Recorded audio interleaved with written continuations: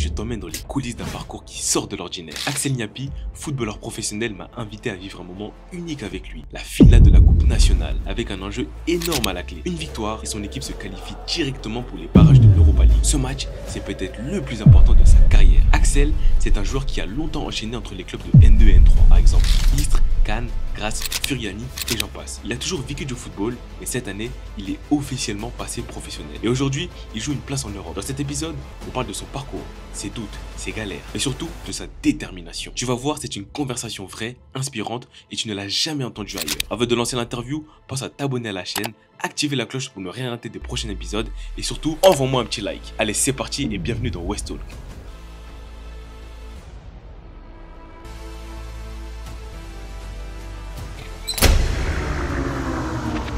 Bonjour Axel, comment vas-tu? Ça va et toi? Ça va très bien. Déjà, merci pour l'invitation. C'est normal. Ça fait plaisir. Première fois dans ce beau pays qu'est le Kosovo. Je ne le connaissais pas et vraiment, c'est une très très belle découverte. L'idée de cette interview, c'est vraiment qu'on puisse échanger sur ton parcours, sur qui tu es, qu'est-ce que tu as mis en place, qui est Axel Niapi. Et en gros, bon, les jeunes ne le savent pas, mais ça fait aujourd'hui 5-6 ans, 5 ans qu'on se connaît. Ouais, Ça fait 5 ans quand même qu'on se connaît. On a eu pas mal de belles anecdotes. On a joué dans un club ensemble, même si lui était en N3, moi j'étais plus avec les 19. Et voilà. Donc en vrai, on va vraiment échanger pendant une petite quinzaine, vingtaine de minutes par rapport à son parcours et qui il est aujourd'hui. Okay. Donc déjà, Axel, je te laisse te présenter. Axel Niapi, 23 ans, bientôt 24, attaquant, franco-ivoirien. Et voilà, aujourd'hui joueur de foot pour le Football Club de Pristina, au Kosovo, la capitale. Et voilà, très content déjà de cette interview. Moi aussi, je tiens à te remercier parce que tu as fait le déplacement. Et puis, ça a une symbolique particulière, tu vois, que ce soit avec toi. C'est la première fois que je vais parler par rapport au foot, à ma petite carrière. Donc, c'était important que ce soit avec toi aussi, frérot. Ouais. Là, comme quoi, le destin fait bien les choses. Hein. Donc, c'est très bien. Ok, on va commencer vraiment au tout début. Où est-ce que tu es né? Quand tu as commencé le football? Et où est-ce qu'est venue cette passion pour le football? Je commence, moi je nais en France. Je suis né en France, au Mans. Je rentre très rapidement en Côte d'Ivoire avec ma mère. Donc j'ai grandi là-bas, j'ai fait mes premières classes là-bas jusqu'à mes 15 ans. Donc je commence le foot en Côte d'Ivoire, dans un petit club de quartier, avec des amis. Ma mère elle me dépose le mercredi et le samedi. Tu vois, rien de vraiment sérieux. Et puis, je trouve cette passion-là aussi dans la compétition avec les potes à jouer. Et j'ai mon grand frère qui, lui, était déjà à ce moment-là passionné de football. Et je pense que c'est une transmission qui s'est faite comme ça, tu vois. De grand frère au petit frère, le petit qui regarde le grand frère et qui des fois le suit pour aller jouer au foot avec lui, même s'ils sont un peu plus âgés. Et puis, un petit peu par ego aussi. Parce que tu sais, quand on ne t'attend pas quelque part, et que tu veux mettre les moyens en place, que tu te donnes les moyens d'y arriver, par ego, je pense que j'ai commencé par passion et j'ai continué par ego. Parce que tu voulais montrer que toi aussi, tu étais capable d'arriver où les gens ne te voyaient pas forcément, c'est ça? C'est ça, déjouer les pronostics de ceux qui disaient, pas assez. Ça n'a jamais été pas du tout, mais ça a souvent été pas assez, tu vois. Moi, je voulais dire, ok, ça va être assez à un moment donné, tu vois. Donc c'est comme ça que je continue. Et à 15 ans, je prends la décision, avec ma mère, bien sûr, de dire, voilà, pas beaucoup d'opportunités en Côte d'Ivoire. Je peux avoir une opportunité en France. Il y a des essais dans un club dans le sud de la France. Allez, on y va, on va voir ce que ça va donner. C'est comme ça qu'on arrive, première fois à Nice. Donc le Cavigal de Nice, pour ceux qui connaissent, c'est un petit club de Nice. C'est un bon club déjà. Très bon club formateur, je crois l'un des meilleurs après l'OGC Nice. Donc quand tu n'es pas à l'OGC Nice et que tu es au Cavigal, c'est très très très regardé. Et j'arrive là-bas, et ça se passe bien, le test il est concluant. Et à ce moment-là, on dit bon, il faut mettre les choses en place pour que j'arrive ici, on n'a pas de famille ici. C'est les premiers sacrifices que tu dois commencer à faire. Donc je suis en famille d'accueil au départ, avec les études toujours à côté. Ça a été un élément très très important pour ma mère, tu vois, et pour moi aussi. Dans le sens où il fallait que les études soient dans la ligne de mire de la vision que je voulais et qu'elle aussi voulait pour moi. Donc les études, le foot. Toujours les Une études petite d'abord. sécurité au cas où, C'est ça, exactement. On n'est jamais à l'abri de quoi que ce soit. Mm. Et puis dans l'éducation africaine aussi, je pense que c'est très important, tu vois, d'avoir un bagage intellectuel, de pouvoir s'exprimer, de pouvoir dire qu'on est d'accord avec quelque chose quand on n'est pas d'accord et pouvoir l'expliquer aussi. Et je pense que ça m'a beaucoup servi jusqu'à aujourd'hui, tu vois. Donc voilà, j'arrive en France à 15 ans, sur l'année de mes 16 ans, avec au Cavigal de Nice, et au fur et à mesure... Et tu restes combien de temps au Cavigal? Au Cavigal de Nice, j'arrive en 17 DH. Ouais. Donc je fais l'année 17 DH, on a 2 doigts de la montée. Pour les jeunes, DH c'est R1 aujourd'hui. R1, Ouais. bon. Donc ouais, 17 R1, je me vieillis un peu là. Mais ouais, 17 R1, on est à 2 doigts de la montée en 17 nationaux. Ouais. Mais moi, j'étais déjà sur ma 2e année. Et après, le club avait une équipe en U19, mais en 19 R2. Et moi, j'avais pour ambition de toucher la 19 NAS. Donc même si on montait avec la U19 R2, Ça va être R1 maximum. voilà, j'allais plafonner et je voulais toucher ça. Donc je fais 6 mois quand même au Cavigal, avec quand même des petits intérêts donc de Nice qui était juste à côté, etc. Mais j'ai un appel de Istres qui à ce moment-là est 2e en 19 R1, Ok. qui m'appelle et qui me dit voilà, nous on joue la montée, viens, et tu as encore une 2e année après pour jouer en 19 nationaux. Et c'est là que les portes commencent à s'entrouvrir, tu vois. Donc je pars à Istres comme ça en janvier, sur l'année de mon bac en plus. Istres, club proche de Marseille, c'est ça? Proche de Marseille, c'est ça. Club historique. Club, je crois, Olivier Giroud y a joué. Il y a beaucoup de joueurs qui ont joué à Istres. Je crois que même il y avait un centre de formation avant là-bas. Oui. Ouais. Quand j'y suis, le centre de formation, il n'y est plus. Ouais. Ils n'ont plus le titre, mais on avait quand même, ils avaient mis en place des choses pour qu'on puisse dormir là-bas. Donc déjà, c'est... Comme un sport-études? Voilà, comme un sport-études, mais tu as l'école à côté. Et donc c'était différent, tu vois. Et moi, à ce moment-là, depuis que j'avais 16 ans, bah, je vivais déjà tout seul. Tu vois, j'avais un appartement tout seul. Donc c'est des frais en moins pour la daronne de dire que bon, ok, là, c'est pris en charge par le club. Donc j'arrive là-bas, les choses se passent très bien, je fais une très bonne mi-saison et on monte en 19 nationaux. Ok. Et là, j'ai l'appel d'un coach, je pense l'un des premiers qui m'a marqué, que tu as eu aussi d'ailleurs, David de Oliveira, en U19 nationaux à Cannes, qui m'appelle et qui me dit voilà, le projet de Cannes peut être intéressant pour toi de revenir sur la Côte d'Azur, où tu as déjà commencé à te créer un petit cercle d'amis et de fréquentation.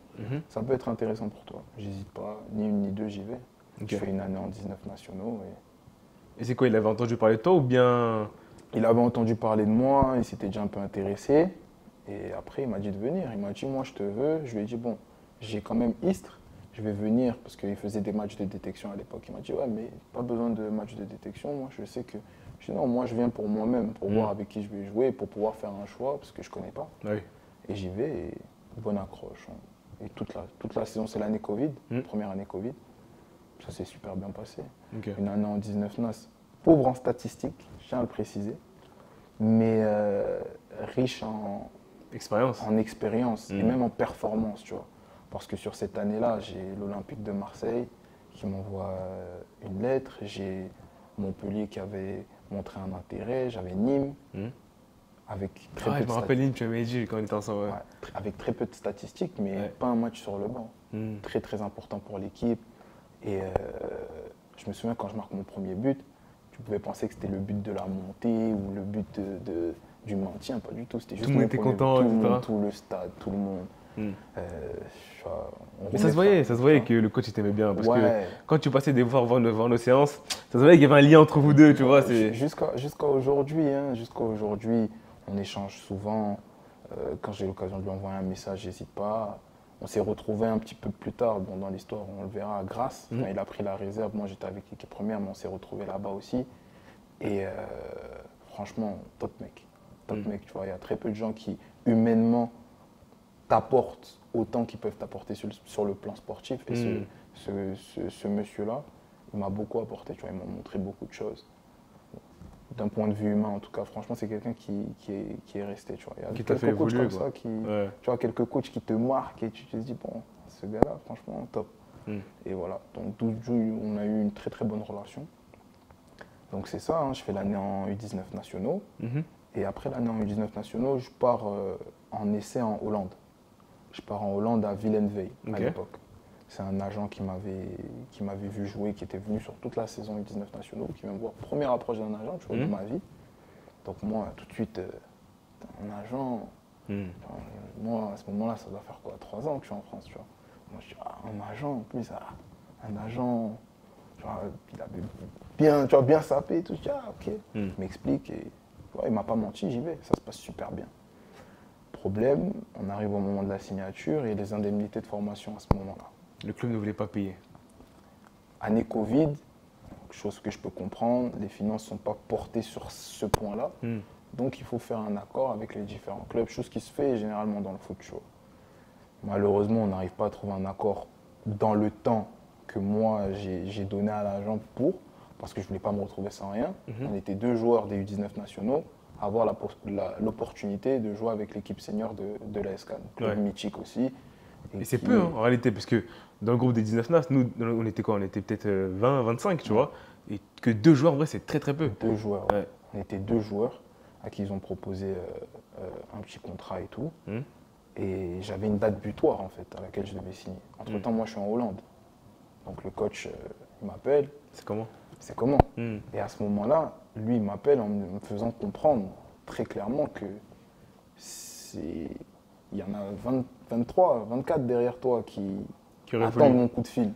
Toi, je t'appelle et tu me dis, je vous rappelle la semaine prochaine. Je lui dis, mais coach, et je lui dis très honnêtement, je lui dis, mettez-vous à ma place. Si vous aviez l'opportunité d'entraîner un club professionnel, vous saisiriez au moins la chance. Je me dis, ouais, bah ok, bah, le lundi, si j'ai pas ta réponse dans mon bureau, c'est pas la peine.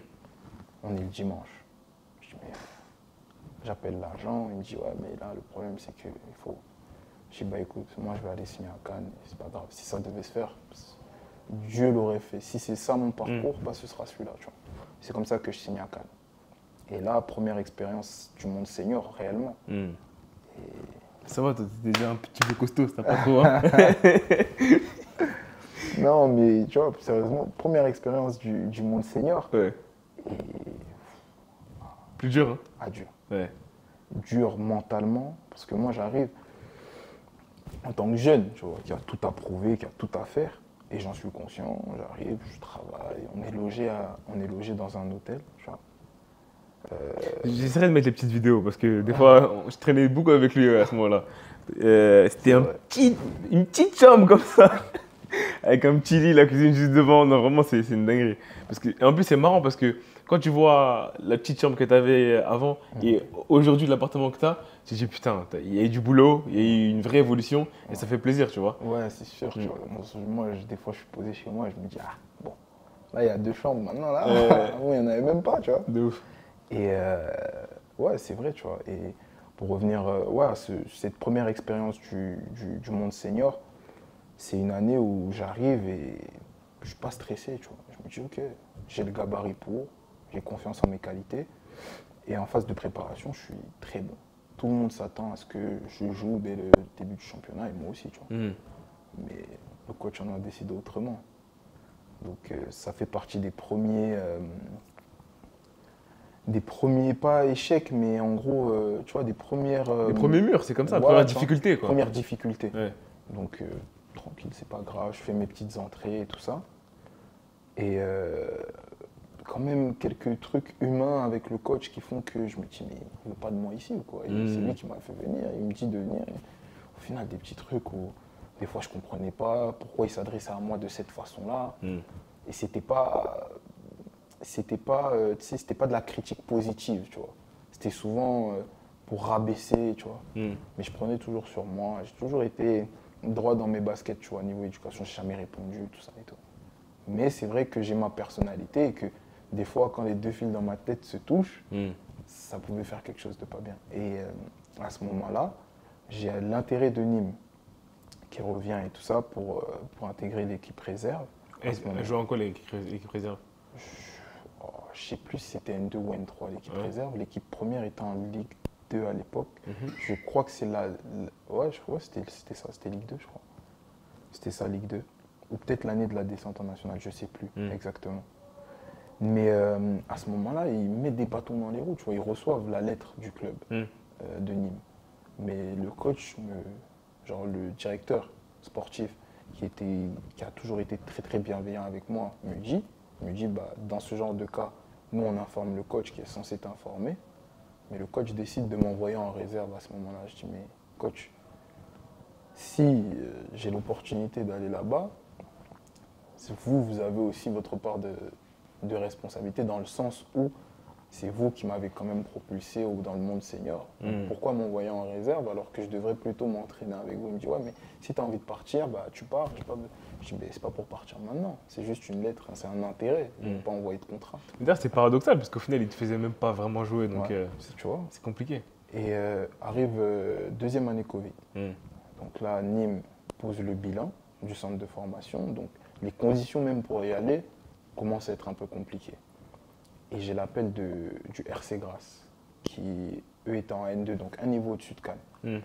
Donc ils m'appellent et moi au début, en fait ça part comment? C'est un ami à moi qui m'envoie un message, il me dit il y a un match de détection pour le RC Grasse, est-ce que ça t'intéresse? Je dis pas du tout. Moi là, ma tête elle est à Nîmes, pour l'instant je suis en train de voir, pas aller me mettre dans un match, en gros ils s'apprêtaient à avoir, sans toute proportion gardée, c'était un match pour les jeunes, tu vois. Je dis, ça y est, c'est bon. Ça y est, j'ai pas envie. Il me dit, bon, viens quand même si tu dois aller à Nîmes, viens, et juste pour rester en activité, pour rester en forme, tu vois. Je dis, ok, bon, vas-y, je vais passer.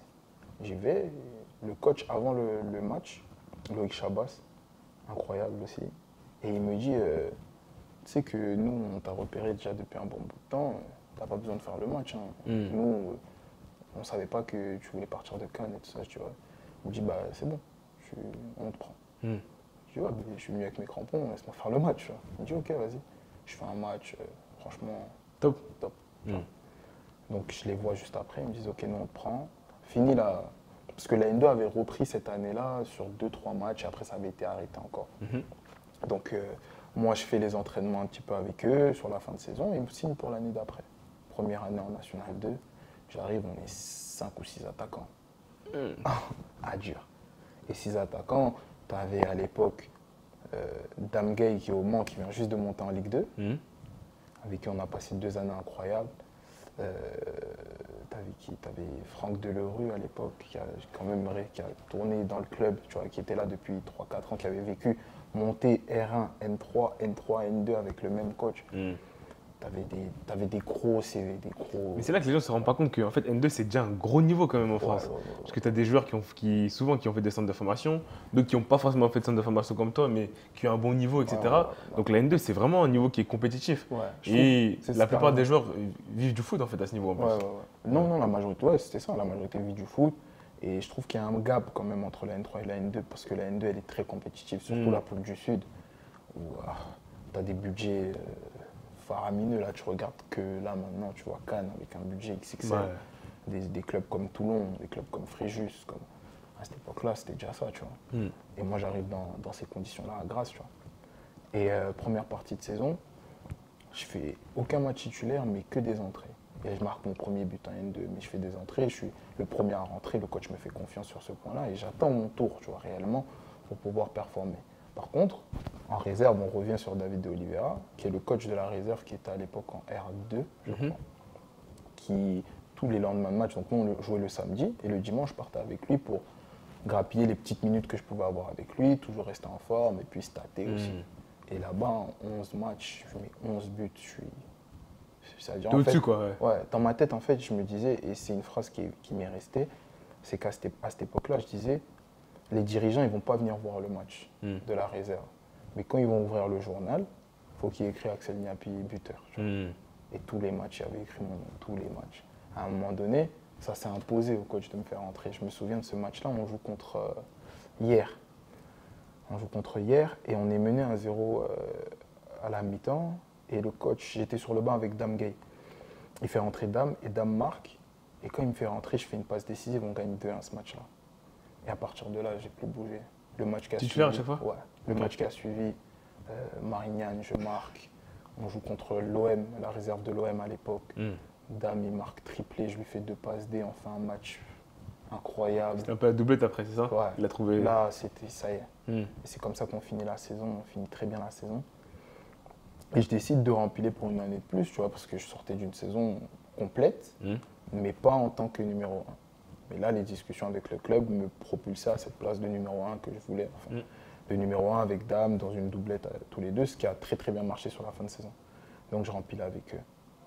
Et là, on arrive à l'année la plus compliquée. Pourquoi? Parce que je reviens de mes vacances, je rentre en Côte d'Ivoire pour les vacances, je reviens. Et j'avais quoi, 18 ans à l'époque, 18, 19 ans, l'année de mes 19 ans, je rentre en Côte d'Ivoire, revalorisation de salaire, je touche pas des milliers et des cents à l'époque, mais pour moi c'était, pour celui qui, quand il a commencé à Cannes, touchait, toute honnêteté, 600 €, tu vois, 600 € et le truc 500 €, 600 €, et qui là passe quand même un gap, je crois, à l'époque, à Grasse. T'as un vrai salaire, quoi, tu peux bien en vivre. Tu vois, t'as un bon salaire, tu vois, tu peux déjà en vivre. Et je rentre en Côte d'Ivoire. Boîte de nuit. Je revois les potes. Ah Babi. Ouais. Première fois que le maillot il est floqué, là, il n'y a plus derrière. Voilà. Tiens, attends. Et je reviens, je suis un peu en surpoids, mais mentalité nasserie, tu vois. La prépa, c'est pour se préparer. Faut pas me prendre la tête. Tu es en surconfiance un peu, c'est ça? C'est ça, tu vois. Et j'arrive, ça n'a pas menti. Je suis bon, mais pas comme je devais être. J'étais bon comme un remplaçant. Non, là, mon gars, t'es titulaire là cette année. Fais pas le con. Déjà, t'arrives, t'as 2-3 kilos de plus. C'est quoi ça? On commence la saison. Déjà, la prépa, elle m'a permis de m'affûter. Ça, j'avais confiance en ça. Je suis redevenu sérieux. C'est fini la bringue et tout ça. Et fracture du métatarse au bout de 3-4 journées de championnat. Fracture du métatarse. Je vais voir le doc qui me dit... La blessure, elle va se consolider toute seule. Tu vois. Allez, tu vas t'arrêter, mettre ta botte, tout ça, et après, c'est bon. Donc, je m'arrête comme ça, et je reviens, je crois, en octobre. Ouais, en octobre. Fin octobre, début novembre. Ça va en vrai? Tu t'es arrêté combien? Un mois? Un mois et demi? Un mois et demi. Ouais. Je suis pas pro, mais franchement, c'était consolidé très vite. Ouais. Mais pas totalement, je pense. Tu vois. J'avais plus fait. Dès que j'ai senti que je pouvais courir, tac, sprinter, même les examens de contrôle et tout ça, quand ils me disaient d'y aller, je disais, j'avais juste envie de jouer, tu vois. Je fais un match en Coupe de France, je marque et tout ça, super. Je dis, là, c'est reparti, on est encore en Coupe de France. On va jouer une équipe de Martinique, je crois, à l'époque. Martinique ou Guadeloupe, je sais plus. C'était là-bas ou... Ici. Ok. C'était au stade de la Paute, à Grasse. Mais tu vois, 16e de finale, je crois, 32e ou 16e. Et si on gagnait ce match, on affrontait Rodez. Donc moi, je reviens à ce moment-là. Et sur un entraînement basique, tu vois, d'après blessure, j'ai fait ma course, j'ai tout fait, je suis allé à la salle. Et fin de séance, je vais faire un peu de travail supplémentaire, tu vois, je fais en conduite de balle, vraiment 2 à l'heure. Et j'entends que... Ah non, pardon, avant ça, quand je reviens à ce moment-là, donc en fin de séance, je veux faire du travail individuel, mais c'était sur des frappes. Et à un moment donné, je frappe, première frappe, pas mal, deuxième. Et à la troisième, je sens un truc au quadriceps, tu vois, qui n'est pas normal. Je dis, mais je sens une boule, tu vois.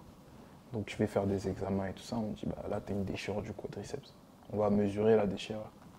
Sachant que normalement, à partir de 4-5 cm, très difficile de marcher. Moi, j'arrivais à marcher, je courais, mais je sentais la douleur. Et le médecin, je me souviens, j'étais dans son cabinet, il commence à mesurer, tu vois, avec leur machine. L'échographie là? Ouais, l'échographie. Et il descend, tu vois. Et je vois qu'il fait que descendre. Et à un moment, il me fait, oh. Je dis, comment ça, oh? Ça veut dire quoi ça? Il dit, là, on est déjà à 18-19 cm là. Et j'ai pas fini.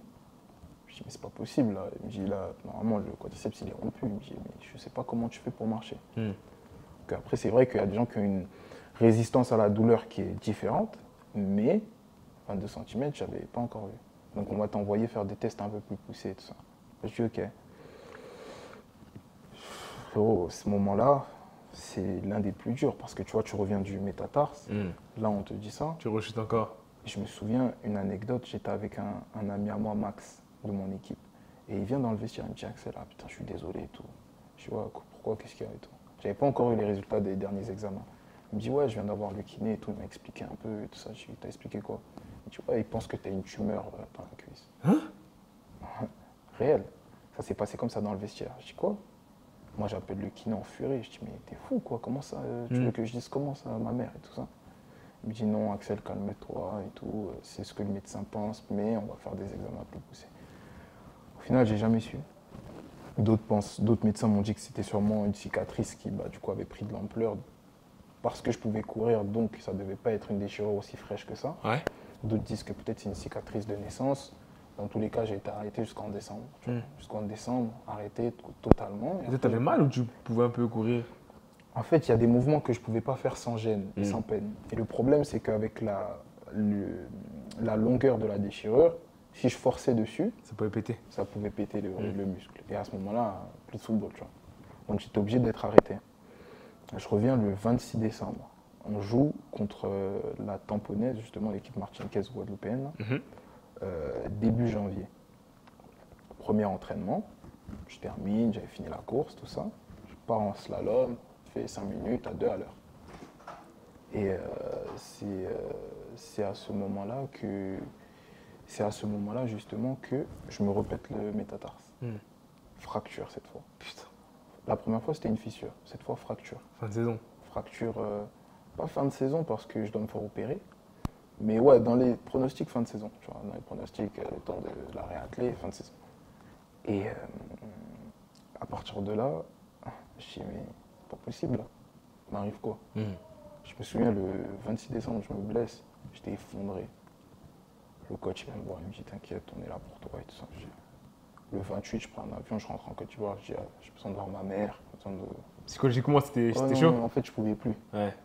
Donc en mode, je dis mais c'est pas possible, je vais pas me, pardon du terme, je vais pas me niquer la santé comme ça. Genre en gros, c'est pas possible, tu vois. J'ai tout laissé, je suis que foot là maintenant, j'ai arrêté les études. C'est pour ça que les gens ne se rendent pas compte de la charge mentale que le football demande, tu vois, parce que tu as les blessures, loin de ta famille, et toujours courir pour un nouveau contrat, etc. C'est pour ça que, comme je le dis, il y a être passionné du football et être passionné du métier du footballeur. Et ça n'a rien à voir. Ça n'a rien à voir. Quand tu es vraiment dedans, tu vois qu'aujourd'hui, il y en a très très peu qui seront capables de faire tout ce sacrifice et de pouvoir vraiment vivre et faire un métier, quoi, tu vois. C'est réel ce que tu dis, tu vois, parce que à ce moment-là, et ça revient un peu à ce qu'on disait en début d'interview, tu vois, c'est mon ego qui a été touché, tu vois. Mon ego, il me disait... Putain, ils avaient peut-être raison. Ouais. Tu vois ce que je veux dire? Ouais, de ouf. Et à ce moment-là, je dis non. Je rentre en Côte d'Ivoire, je fais une semaine, je reviens, je me fais opérer. Et je commence à bosser tous les jours. Dans mon malheur, j'ai eu quand même une expérience dans le sens où j'ai un de mes meilleurs potes, tu vois, avec qui j'étais à Grasse, Max, dont on parlait tout à l'heure, qui avait un problème, je crois, qui avait un problème à l'adducteur, qui avait un début de pubalgie. Et Youssef, qui lui avait une fracture de la cheville, une syndesmose. Et Herman aussi, qui était un peu blessé, mais lui, il allait, il venait. Et en gros, on était tous les 4 à la salle, donc on se poussait, tu vois, autant qu'on rigolait, tu vois. Donc c'est-à-dire, ce moment aussi douloureux qu'il a pu être, c'était des souvenirs. Aujourd'hui, on s'envoie des mémories, tu vois. Les gars, vous vous souvenez de ce jour-là, comment le prépa, il nous avait tués à la salle, tu vois. Et c'est pour ça que c'est passé un petit peu plus vite, tu vois. Parce qu'il y avait quand même d'autres personnes qui étaient dans la même situation que toi, quoi. Et comme je te dis, dans notre malheur, on revient tous à la même période. Pour un match, on est tous de retour, tous. Max qui commence titulaire, Youssef sur le banc, moi hors groupe. Moi, je devais aller jouer avec la réserve. Et le coach, il nous appelle dans le bureau pour nous dire ça à tous les trois en même temps. Donc il dit, ouais Max, on n'a pas de joueur derrière, tu vas commencer. On dit, Youssef, tu vas faire ton entrée. Axel, nous, on veut que toi, tu ressors de 3 blessures d'affilée. On veut que demain, tu fasses quelques minutes avec la réserve et la semaine prochaine, tu reviens. Moi, je sors en claquant la porte. Je dis, t'es fou, quoi. J'étais avec eux à la salle, là, ils vont reprendre avant moi. Bah oui. C'est l'ego, ça. Je démarre la voiture, je rentre. Dès que je me gare au parking chez moi, l'adjoint, il m'appelle, il me dit, ouais, on a vu que t'étais fâché et tout ça, c'est bon, t'es dans le groupe demain et tout. Ah ouais? Ouais, comme ça. Comme quoi, personnalité, des fois, ça... Ah, j'étais le bébé du club. Ça, c'est vraiment le bébé du club, tu vois. Ouais. Putain. Je reviens, passe D. Premier match, je reviens, passe D. On gagne le match. Putain, ça y est. Et c'est comme ça que fin de saison, je commence à jouer. Cette saison-là, je mets 2 buts, pas plus. Mais je pensais que c'était KO, tu vois. C'était fini ma saison. Qui va m'appeler? J'ai pas joué. C'est la première fois que j'avais autant d'offres. Ah ouais? Autant d'offres. Première fois, en Corse, au Bagne. Il y avait un intérêt de Toulon. J'avais des clubs un peu à côté de Paris. J'avais Romorantin. J'avais des clubs en région parisienne. J'avais 6 ou 7 propositions, tu vois. Donc 4 vraiment concrètes, tu vois. Romorantin, qui était un N2 à l'époque. Grâce à mon club, j'avais Aubagne. Encore ceci? Sérieux. Et Furiani. Ouais, Furiani. Je pense m'engager à Aubagne. Au niveau salaire, c'est au-delà de mes espérances. Maintenant, au niveau cadre, je me dis, Et les salaires à ce niveau-là, N2, là, c'est quoi les fourchettes à peu près? La fourchette, elle va être grosse, tu vois. Ouais. Ça varie entre le joueur qui vient d'arriver, le jeune joueur qui arrive et qui peut être en contrat d'apprentissage à 600 € ou en contrat amateur à 600, 700 €, à celui qui a sa carrière déjà établie et qui veut finir sa carrière, qui peut aller jusqu'à... Il y a des clubs qui donnent des 10, 11, 12. Ça arrive, surtout dans le sud, il y a des clubs qui sont en capacité de donner ça, tu vois. Donc au final, la moyenne pour le joueur qui fait sa carrière à peu près 2, 3... Ouais, on va dire 2-3, tu vois, pour le joueur qui a déjà fait 1, 2, 3 saisons en National 2, qui est dans un club, 2-3 000 €, tu les touches, tu vois. Ouais, donc c'est un très bon salaire parce que dans la vie en général, pour ceux qui font des jobs classiques, il y en a très peu qui gagnent déjà plus de 2 000 €, tu vois, donc c'est bien. C'est ça, donc ouais, t'es privilégié quand même. Tu commences ta journée à 9h30, tu la finis à 11h30 maximum, après t'as le temps pour toi, tout l'après-midi. Et surtout, c'est ce que je dis beaucoup, moi, c'est que tout le monde veut jouer PSG, Marseille, etc., les top clubs. Mais déjà, il y en a très très peu qui ont le niveau d'y arriver, ou la chance, parce qu'il y a aussi une part de chance. Mais les joueurs comme toi qui ont fait la carrière en N2, etc., comme tu as dit, tu commences la journée à 9h, à 11h30, midi, à 13h, 14h max si tu abuses. Tu as toute l'après-midi pour développer un business, passer des diplômes, des compétences, pour assurer après l'après-carrière. Ouais. Donc aujourd'hui, faire une carrière en N2, c'est quelque chose de vraiment accessible. Ouais. Donc c'est vraiment intéressant, tu vois. C'est réel ce que tu dis. Et donc ouais, à ce moment-là, j'ai le troisième coach qui me marque vraiment, le coach Patrick Videra. Il m'appelle, je suis à l'aéroport. Il m'appelle, il me garde 1 heure au téléphone. Je me souviens, j'aurais dû lui envoyer la facture du parking. Il m'explique le projet. Il m'a suivi depuis Istres. Il me ressort tout ce que j'ai fait. Et il me dit, viens en Corse. Je ne peux pas te proposer ce que Aubagne te propose. Financièrement, ce ne sera pas ça. Mais ce que je te donne, c'est vraiment parce que je veux t'avoir dans mon équipe. Et c'était vrai, tu vois. Parce que le salaire qu'il m'avait donné, il ne l'avait pas donné à tout le monde. Et je vais là-bas. Et je vais en Corse. J'arrive, c'est l'été, il fait beau, il y a la plage, tu finis l'entraînement, plage. Ça ne me change pas trop de mon environnement de Côte d'Azur, tu vois. Nickel. En phase de préparation, je mets 7 buts, je crois, un truc comme ça, en 6 matchs ou 7 matchs, plus. Incroyable. La saison commence, pas un. Ah ouais? Rien, frérot. Je fais des bons matchs, je suis titulaire. Il n'y a pas de stade, ça rentre pas. Ouais, ça rentre pas, frérot. Rien. Et là, je dis, mais wesh, qu'est-ce qui m'arrive là? Pas marqué. Et lui, à un moment donné, il faut que ça tourne. Il faut que ça tourne, et c'est normal. Bon, moi, à l'époque de mon prisme à moi en tant que joueur, je l'avais mal perçu. Mais quand tu prends la hauteur, tu comprends les décisions du coach. C'est normal. Et il me faisait rentrer. Il avait confiance en moi. On avait une relation très particulière. Jusqu'à aujourd'hui, on se parle. Là, il est monté en Ligue 2 avec Le Mans. Je suis le plus heureux pour lui. J'allais manger avec lui, avec sa femme. C'était vraiment une relation particulière que j'avais avec lui. Tu vois, il m'avait fait venir quelque part. Il m'avait montré que humainement, je suis là pour toi, peu importe le problème que tu as, je suis là. J'ai eu des problèmes personnels. Je lui ai dit, coach, j'ai besoin de 2 jours pour rentrer en France. Il m'a dit, hey, vas-y. Quand tu reviens avec la dalle comme je t'ai connu. Je dirais, il m'a laissé partir, je suis revenu, on avait des matchs. Mais il était plus qu'un coach, tu vois. C'était vraiment... comme un grand frère. C'est ça en fait, tu vois. Et avec tous ces joueurs, ça a été comme ça. Personne ne pourra donner une expérience négative avec lui. Je pense pas en tout cas. Et aujourd'hui, son succès le prouve et je suis le plus heureux pour lui. Tu vois. On a eu à échanger à 2 jours quand ils sont montés en national, en Ligue 2, pardon, avec Le Mans. Et voilà, tu vois. Et au final, à la mi-saison, je me dis, bon, ça commence à être chaud là, je peux encore marquer. Il commence à me regarder en mode, on t'a donné l'argent du club là, tu fais quoi?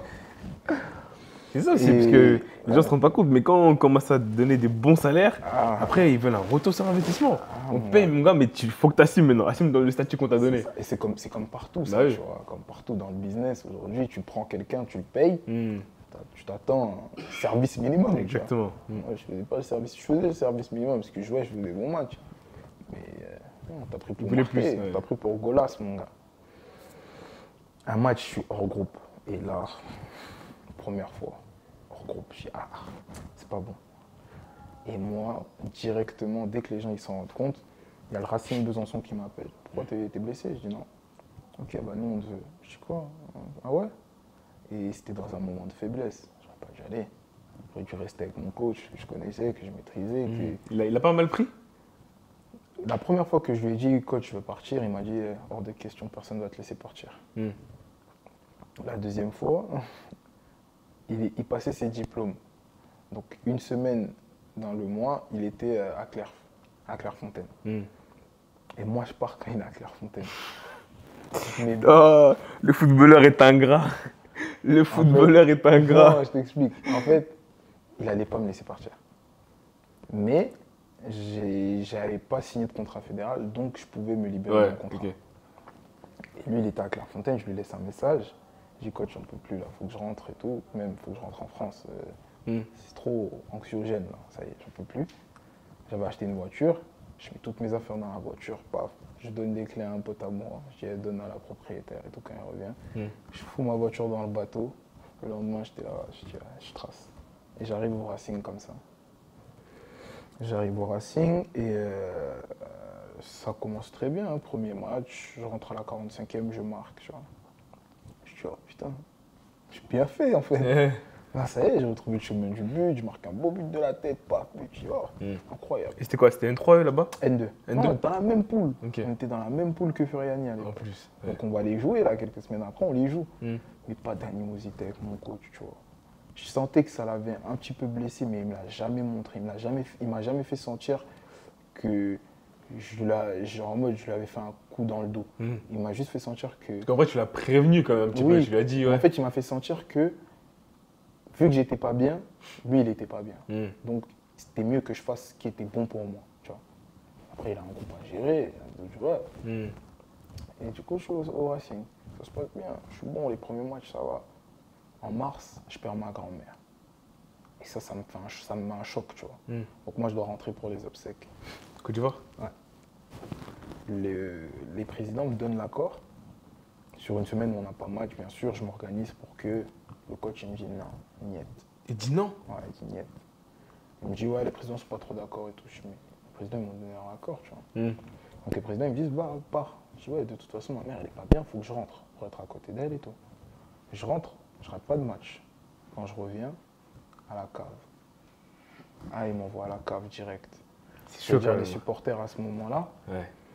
Gnapi, qu'est-ce qu'il fait? Il est en vacances alors que ça lui donne un salaire mirobolant. C'était pas vrai du tout. Il y a une partie de mon salaire qu'ils m'ont jamais donné. Tu vois, c'était réel. Tu vois. Il y a une partie de mon salaire qu'ils m'ont jamais donné. Si je dois compter sur les 6 mois, on est quand même à... Bon, je vais pas mal parler d'eux et tout ça, ça sert à rien parce que j'ai eu quand même des bonnes expériences là-bas. J'ai côtoyé de très bonnes personnes, j'ai joué avec de très très bons joueurs là-bas. Mais ça n'a pas été une bonne expérience pour moi, tu vois. Et je finis cette saison-là et je me pose chez moi et je dis bon, 2 ans, première année avec des blessures, deuxième année avec des choix qui sont très contestables, tu vois. Qu'est-ce que je fais? J'ai des N2, mais arriver par la petite porte à N2, j'ai des N3 où je peux arriver par la grande porte, mais redescendre d'un niveau, j'ai toujours connu la N2. Qu'est-ce que je fais, tu vois? Parfois, il faut savoir reculer pour mieux rebondir après. Hein. C'est ça. Et c'était mon mot d'ordre, tu vois, à ce moment-là. Je pars en vacances avec des amis et tout. J'éteins mon téléphone, pas de foot. Et quand je reviens, je me dis, bon, j'avais Chantilly qui était très intéressé, le coach, il était très intéressé. Mais Belfort, en fait, c'était juste à côté de Besançon. J'avais pas envie de redéménager encore. J'étais fatigué. Je me suis dit, allez, fais une saison là et après tu verras, tu vois. Mais dans l'optique de, sincèrement, à ce moment-là, reprendre mes études, pour te dire, en janvier, j'étais censé reprendre mes études et tout, avec mon bachelor et tout ça. T'avais pensé à arrêter même ou pas? Pas arrêter, parce que je savais que ça allait toujours me donner un petit argent de poche. Non, honnêtement. Ouais, ça compte, hein. J'ai un petit argent de poche et si je continue mes études, bah tranquille, tu vois. Mais plus avec la même motivation. Et je commence la saison avec Belfort et tout ça. Et franchement, ça se passe bien, tu vois. On a un bon groupe, on rigole. Je marque, je suis bon. Je crois, je suis à 5, 6 buts, un truc comme ça, tu vois. En début de saison, 10 matchs, 9 matchs. Et bon, mais c'est pas ce que je veux, tu vois. Je suis pas heureux. Je suis pas heureux, je suis pas bien. Je suis en mode... j'étais à ça. À ça de là, déjà être pro, là. Qu'est-ce qui m'arrive? Je suis rien de trop et tout, putain. C'est pas bon, ça. Là, comment tu dois commencer à justifier à ta mère que bon, ça fait 5 ans que tu joues là, mais bon, là, il n'y a pas encore, il n'y a rien là. Mais elle commence à dire bon. Okay, c'est comment Axel?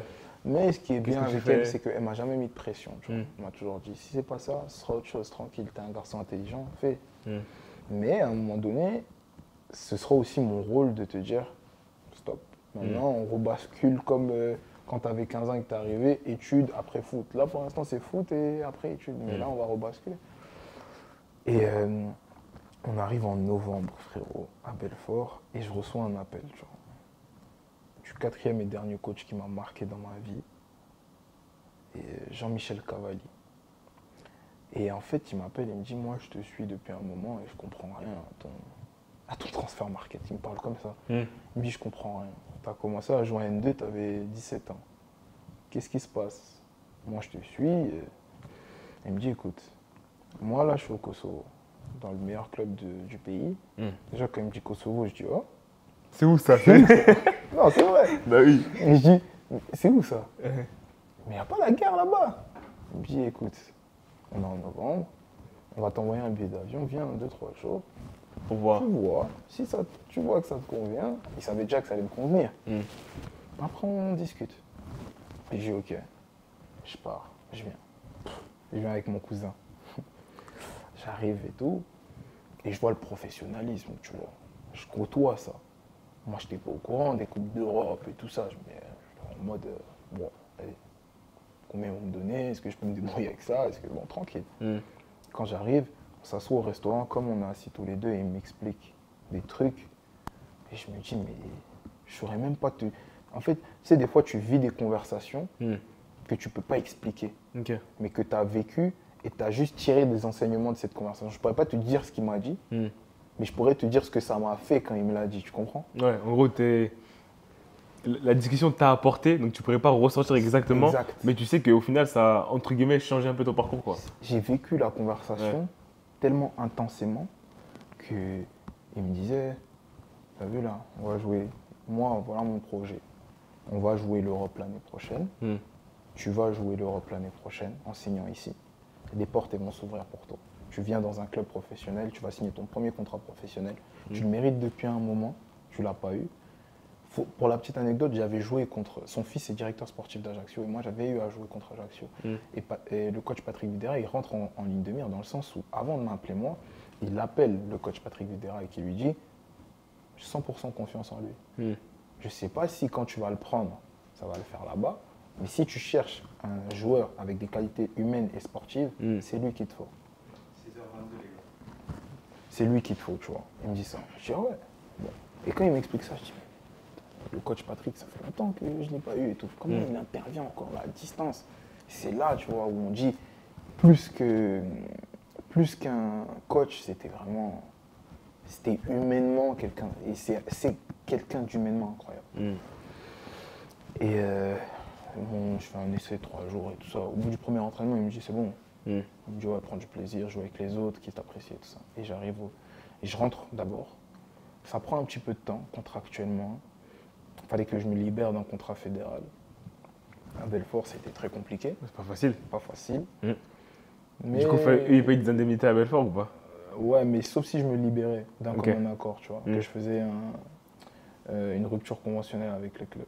Et c'est ce que j'ai réussi à faire. Force de persuasion, j'avais envie, tu vois, de signer. Je me suis assis dans le bureau du président de Belfort de 8h jusqu'à 16h. Je lui ai dit, hey, je ne vais plus jouer, laisse-moi. Et tu vois, je pars comme ça. J'arrive ici en janvier. Oh, mais toi, c'est bien parce que t'avais pas d'argent. En vrai, c'est toi qui faisais tout seul au final. J'avais pas d'argent. Ouais. Donc les discussions avec les présidents, les trucs. Non, après, pour venir ici, il y a eu un contact avec un agent, tu vois, qui lui qui n'est pas mon agent, mais en gros qui a parlé avec le président qui connaissait aussi bien le coach, un ancien professionnel. Mhm. Lui m'avait contacté, tu vois. Ouais. Donc c'est comme ça que ça s'est fait. Donc moi, j'ai pas eu de discussion. J'ai eu une discussion avec le président quand je suis arrivé. Et au début, quand j'arrive, ils se disent, bon, c'est qui lui, tu vois. Pas trop, personne n'est sur mon dos, je suis tranquille. Bon. Mais après la Turquie, la donne elle va changer, tu vois. Mm. Je signe 6 mois. Parce que c'est comme s'ils sont en mode 6 mois d'observation. Ouais. Tu comprends? J'arrive en janvier. Donc janvier 2025. Ouais, janvier 2025, j'arrive. On part en Turquie 3 jours après. En stage. Un stage, Antalya. Bon. Première fois, folie des grandeurs, l'hôtel, incroyable. Mm. On joue des équipes, je dis mais wesh, une équipe du Kazakhstan, une équipe d'Ukraine, une équipe d'Autriche, tu vois. Incroyable. Depuis quand? Et je me souviens, je mets 3 buts en 3 matchs. Et là, la donne commence à changer. Nous, on rentre au Kosovo. Et là, maintenant, le président m'a appelé là. On va étendre un peu le contrat là. Mm. Je dis, il m'a fait signer 6 mois. 6 mois finir mes 6 mois, là je viens d'arriver, je ne vais pas être stressé. Là j'ai joué sans stress depuis que je suis là, tranquille. Et le coach il me protégeait beaucoup, tu vois. Il me protégeait beaucoup. Donc par rapport à ça, je continue.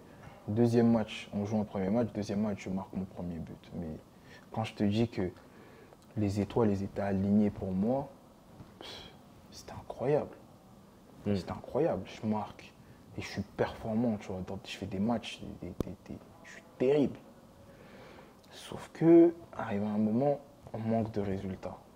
On manque de résultats. En championnat. En championnat.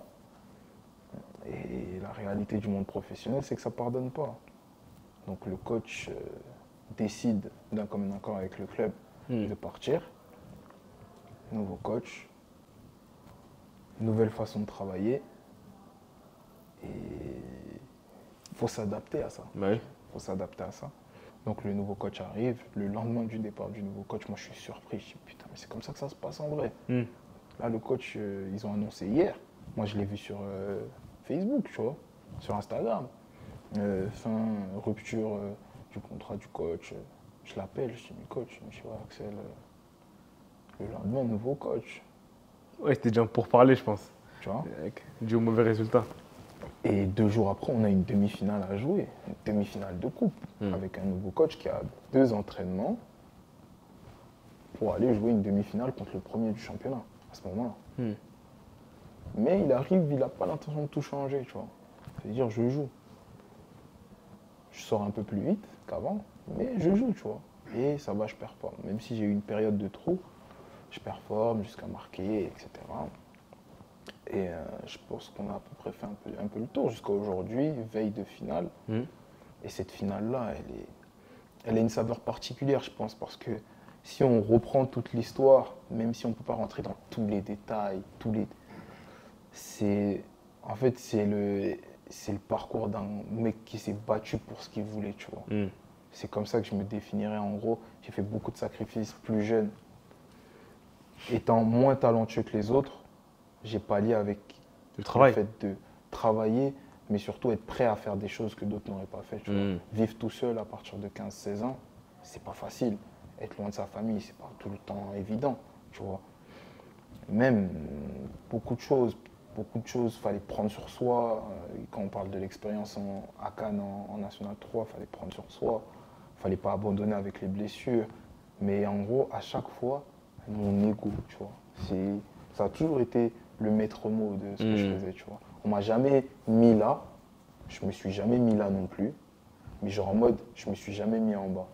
Genre en mode, j'ai toujours marché tout droit comme ça, en me disant, si si Dieu veut que ce soit pour toi, ce sera pour toi, tu vois. Et en n'étant jamais frustré des autres. Ça, c'était un truc qui vraiment a toujours fait partie de moi. J'ai des amis qui sont professionnels, des amis qui jouent dans des très bons championnats. J'ai jamais été frustré. J'ai toujours dit, ah, incroyable, je suis content pour toi, tu vois. Et en me disant aussi que,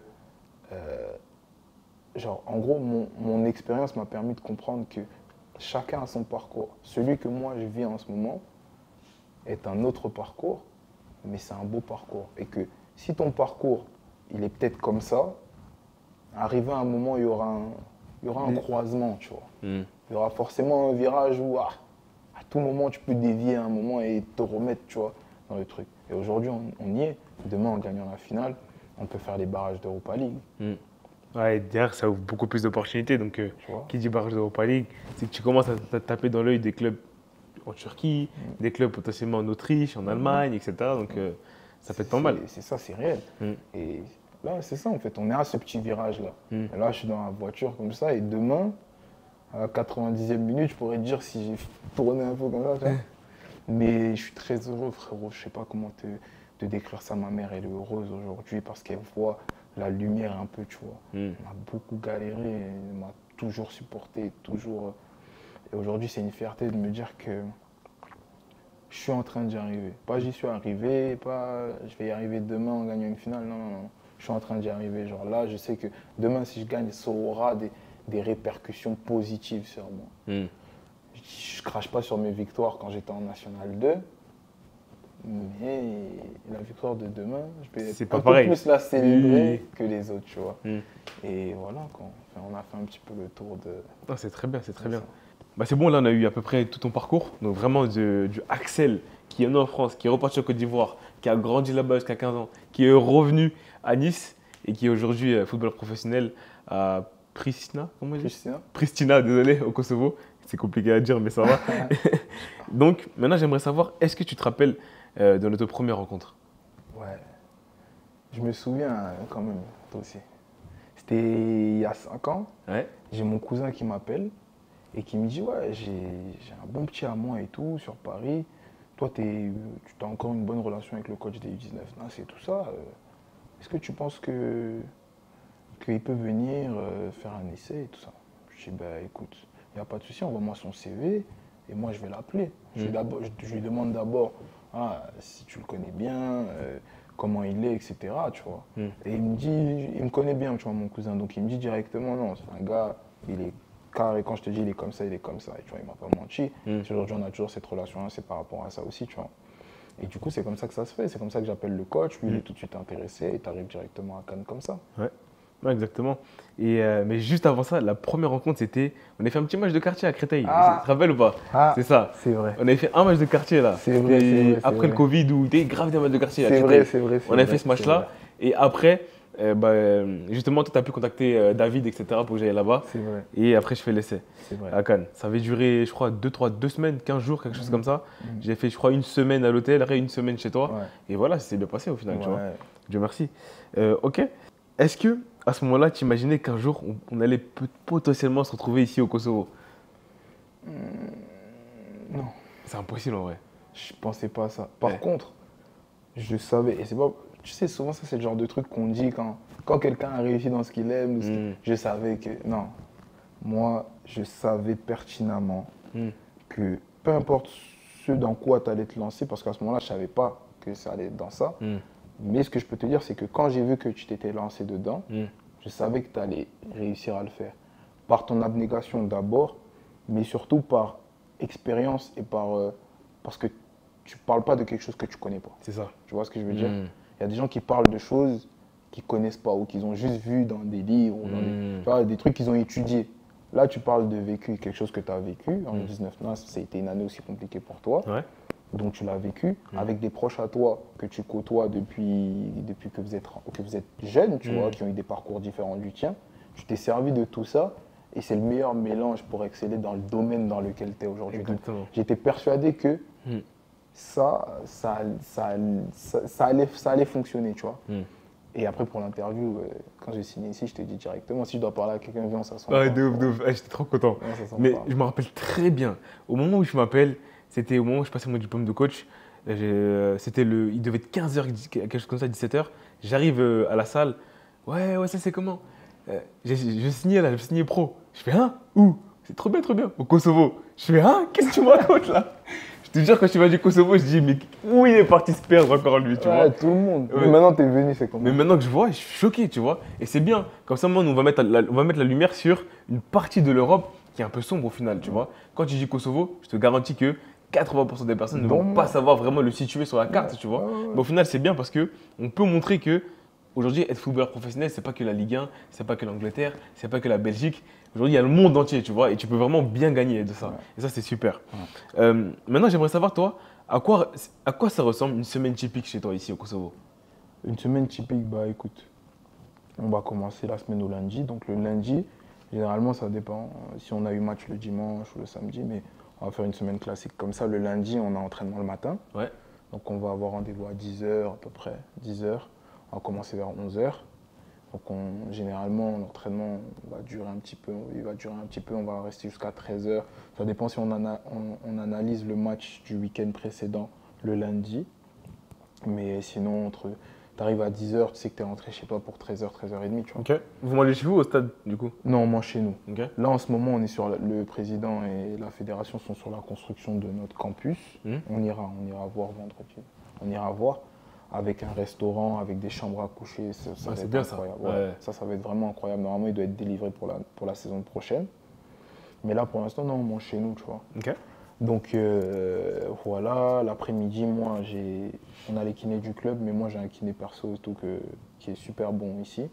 Donc l'après-midi, 3 fois dans la semaine, je vais chez lui, tu vois. Je fais une séance là-bas et après je fais mes soins de kiné et je rentre à la maison. Le mardi, on est souvent en veille de match parce qu'on joue en semaine.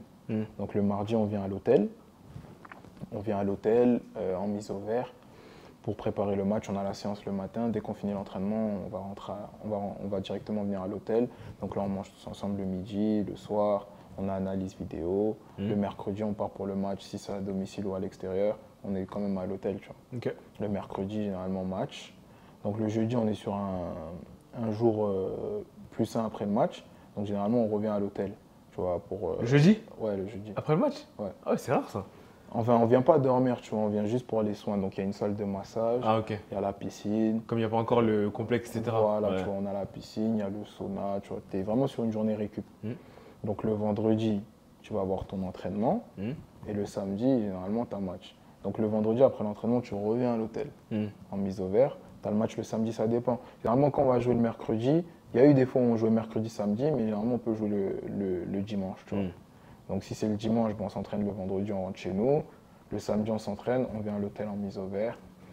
Donc c'est 2 matchs par semaine à chaque fois, quoi. Ouais, 2 matchs par semaine. Ah ouais, Depuis janvier, on n'enchaînait que des 2 matchs par semaine. C'est un vrai rythme quand même à tenir. Ouais, de ouf. Et toi, justement, vu que tu viens de N2, N3, où il n'y a qu'un match par semaine, le fait d'avoir 2 matchs comme ça par semaine, c'était pas un peu dur physiquement au début? C'était dur physiquement. Après, la préparation en Turquie, elle m'a vraiment fait du bien. C'était une préparation de 3 semaines. Ouais. En Antalya, là, ça m'a vraiment fait du bien aussi. Et puis, je me suis vite adapté, tu vois. Je me suis vite adapté dans le sens où je parle du extra-foot, tu vois. Nourriture. Faut savoir qu'on est dans un pays qui coûte pas très cher. Bon, là, ça fait bientôt 5-6 mois que tu es ici à Pristina. Ouais. C'est quoi la plus grosse difficulté que tu as rencontrée jusqu'à présent? La plus grosse difficulté, c'est, après pour un attaquant comme moi, j'ai eu une disette à un moment. Ouais. J'étais dans une phase où ça rentrait pas. Tu vois. Bon match, bon contenu, mais pas décisif, tu vois. Ok. Pas décisif d'un point de vue comptable, hein, parce que tu vois, quand tu fais 7, ouais, je crois 7-8 matchs sans marquer et que le coach te renouvelle sa confiance, tu vois, c'est pas seulement parce qu'il t'aime bien, tu vois, c'est que tu apportes quand même tu pèses dans le jeu de l'équipe, mais d'un point de vue individuel, ça a été très très difficile pour moi de me dire là ça rentre pas encore, ça rentre pas, tu vois. Après, un des avantages dans l'inconvénient, c'est que on jouait tous les 3 jours, tu vois. Donc tu as le temps de passer à autre chose en fait. Tu es obligé. C'est ça qui est bien. Le lendemain, tu passes à autre chose, il y a un autre match, tu vois. Ouais. Donc j'ai pas marqué pendant 7 matchs. Et en même temps, je te dirais, j'ai pas marqué pendant 2 semaines et demie. Tu vois ce que je veux dire? La différence, elle s'est faite là, tu vois. Maintenant, après, j'ai retrouvé le chemin du but la semaine dernière. La semaine dernière, c'était dimanche. Mais c'était à 3 matchs déjà. Ouais. Mais ouais, ça m'a vachement fait du bien, tu vois. C'était à 2 matchs, ouais, mais ça m'a vachement fait du bien. De retrouver le chemin du but et puis de montrer aussi que voilà, je suis attaquant. Tu mérites la place pour la finale surtout. Et je mérite ma place pour la finale. Ouais. L'interview aurait eu une autre saveur, un peu moins de sourire si j'étais assis sur le banc. Mais Tu vois, ça a été une période un peu difficile. Après le départ du coach Cavalli, ça a été aussi un moment difficile. Parce que vous étiez comme ça, en plus c'était un Français, ici il n'y a pas beaucoup de Français, donc c'est compliqué. C'est ça, un Français, celui qui m'a ouvert les portes du monde professionnel, un coach qui m'a appris des choses footballistiquement parlant, mais à un point incroyable, tu vois. Et son départ, ça m'a beaucoup attristé. Il fallait se réadapter très rapidement. Donc, voilà. C'est les deux choses qui ont été le plus difficiles. Après, forcément, la nourriture africaine, frérot. Ça te manque, hein? Ouais, c'était difficile. C'est difficile. Il n'y a pas, tu vois. Donc, quand il y a quelqu'un qui vient, ramène un peu d'atchéké, je mange. Tu vois. Bien. Sinon, frérot, c'est compliqué. Ouais. Et dis-moi, comment tu te sens ici comment tu te sens sur le plan personnel, au niveau de la ville? Est-ce que tu aimes bien la ville? Est-ce que tu es à l'aise ici? Ouais, franchement, tout est fait pour, tu vois, dans le sens où la ville est petite, c'est une petite ville, Pristina, tu vois. Et il y a une telle ferveur au niveau du club que tout le monde est très très accueillant. C'est un pays qui a connu la guerre il y a plusieurs années maintenant, mais qui ont ce réflexe. C'est des personnes qui ont un réflexe d'entraide, tu vois. Ouais. Ils vont jamais te laisser dans la merde. Et j'ai côtoyé beaucoup de bonnes personnes depuis que je suis là, qui sont très très aidants, qui sont fans du club. Donc de par ma position, forcément, ça crée un lien directement, tu vois. On a un centre d'intérêt qui est le club. Et donc dans la rue, des fois, je peux me faire arrêter par des jeunes, par des gens un peu plus âgés qui sont fans du club. Bon, quand on perd, c'est un peu moins agréable, mais c'est toujours bon délire. Il n'y a jamais eu de... Ouais, t'as été nul, t'as pas marqué. Ouais, non. Une fois un taxi, tu vois, une fois un taxi qui m'a dit, j'étais avec un coéquipier à moi, il a dit si vous n'êtes pas venu pour gagner les matchs, là, rentrez chez vous. Ah ouais, oh putain, c'est chaud. Mais tu vois, il n'y avait aucune connotation de racisme. C'était vraiment dans le sens, nous, on vit pour ce club-là. Ça fait 2-3 matchs, vous ne gagnez pas. Si c'est pas, rentrez. On a déjà des joueurs ici, si c'est pas pour gagner, rentrez, tu vois. Okay. On l'a pris un peu mal, tu vois, forcément. Mais avec le recul, aujourd'hui, je t'en parle avec le sourire parce que c'est juste que ça motive aussi. Ça motive et ça te montre que tu as des gens derrière, tu vois. Il y a des gens derrière, des supporters, des salariés du club qui aujourd'hui vivent de par nos prestations, de par nos performances, tu vois. Donc, non, franchement, le cadre de vie est agréable. À côté, tu as beaucoup de bonnes destinations, de belles destinations. La Grèce, Turquie. La Grèce, la Turquie, l'Albanie. Ouais, t'en as des pas mal, tu vois. Donc, c'est vraiment un bon cadre de vie, tu vois. Maintenant, voilà, après, ça dépend, c'est relatif, tu vois. Il y a des gens qui aiment, d'autres qui n'aimeraient pas, tu vois. Mais en tout cas, moi, pour l'instant, si moi, je me suis bien acclimaté, les gens ont toujours été très, très accueillants avec moi, donc je m'y plais très bien, tu vois. Et la langue, facile ou? C'est difficile. Non. C'est difficile. La langue, elle est dure, tu vois. Après, dans le cadre sportif, j'arrive à comprendre, à percevoir. Après, ce que j'ai dit au coach, le nouveau coach, quand il est arrivé, il a commencé à me dire, ouais, moi, je lui ai dit, écoutez, si on parle langage football, peu importe la langue, je vais comprendre. Si vous me dites, tu dois faire un pressing, je vais comprendre. Maintenant, après, dans tout ce qui est discussion, voilà, je sais pas, je n'écoute pas, tu vois. Ouais. Rien à faire, tu vois. Mais j'arrive à comprendre 2-3 trucs. Et puis même, tu vois, quand tu es dans un pays étranger, c'est toujours bien. Les gens, ils ont une marque de respect vis-à-vis de toi quand, par exemple, tu dis merci dans leur langue, bonjour dans leur langue, s'il te plaît dans leur langue. Ils ont toujours ces petits sourires-là. Oh, ce Renoir là, il parle notre. Donc ça, c'est des petits mots que j'ai commencé à apprendre et que je connais maintenant. Donc quand je vais à la boulangerie, que je demande du pain, bah, je vais lui dire merci dans sa langue. Comment on dit? Fallait m'indérer. C'est long. Fallait m'indérer. Ok. Ah, tu l'as bien prononcé. Ah, tu Tu peux connais. venir lui visiter. On va venir plus souvent. Ok, très bien. Et maintenant, sur l'aspect financier. Ici au Kosovo, est-ce que les joueurs sont assez bien payés? Est-ce qu'il y a des retards? Parce que les pays de l'Est, ils ont vraiment une sale réputation par rapport à ça. Il y a beaucoup d'histoires que ouais, le président il ne me paye pas, des fois c'est en espèces, des fois c'est sous la table. Donc est-ce que ici c'est assez bien cadré? Tous les joueurs sont contents de leur salaire? C'est quoi les fourchettes basses, les fourchettes hautes? Déjà, il faut savoir que c'est vrai, tu vois. Et moi, cet a priori-là, je l'avais aussi avant d'arriver ici. Après, j'ai tout de suite été rassuré parce qu'il y avait déjà un Français qui jouait ici et qui m'a déjà dit. Il faut savoir que dans le championnat, bon, je ne pourrais pas te donner exactement lesquels clubs payent pas, j'en sais rien. Je sais qu'à Pristina, on est payé en temps et en heure. Le président, il a toujours été droit. Quand il a dit quelque chose, il a toujours fait, tu vois. Il parle français, donc ça, c'est déjà quelque chose de très bien. C'est-à-dire qu'on a une relation particulière aussi avec lui. Et on est payé, tu vois, en temps et en heure. Après, je sais qu'il y a d'autres clubs où des fois, tu peux avoir des retards de salaire, etc. Mais aujourd'hui, on est quand même dans un cadre professionnel supervisé par la FIFA. Donc aucun club ne peut te dire je te paye pas, tu vois. Ça n'existe pas. Tu vas à la FIFA, tu vas récupérer le double de ton argent, tu vois. Peut-être pas quand tu le voulais, mais c'est sûr, au final, tu vas récupérer ton argent. Donc les clubs, ils ont